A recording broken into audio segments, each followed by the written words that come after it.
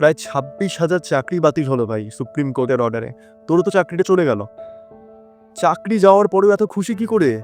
আমি পেটাই পরোটার দোকান খুলেছি ভাই গতকাল থেকে, সাথে ডিম কষা, আলুর দম, ডিম সেদ্ধও রাখছি। সে কি মাস্টারি ছেড়ে এখন পরোটা বিক্রি করবে?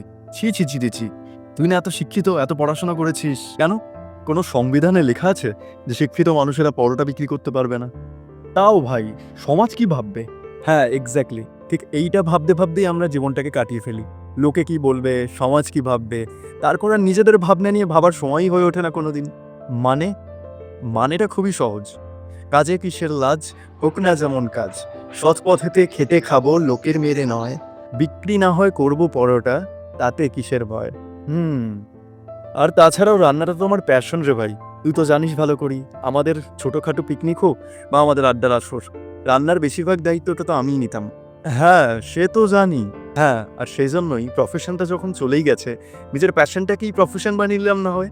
ওই যে কথায় আছে না, जिसे प्यार करते हो उससे शादी कर लो, अगर उससे शादी नहीं हुआ तो जिससे शादी होगा उसी से प्यार करना शुरू कर दो।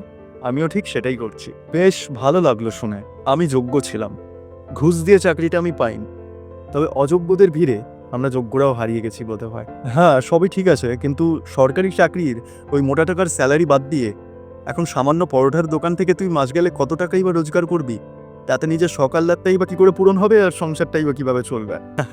কাল প্রথম দিনেই আমি 2,000 টাকার বিক্রি করেছি দোকানে সব মিলিয়ে। সেখান থেকে খরচা বাদ দিয়ে 1100 থেকে 1200 টাকা ধরে নেয় আমার মোট রোজগার।